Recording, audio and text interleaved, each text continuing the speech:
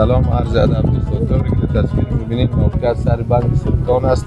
امروز جمعه همراه دوستان آمدیم، شکر بسیار خوش گذشت و از این فضا و هوای بند سلطان لذت بردیم. تشکر.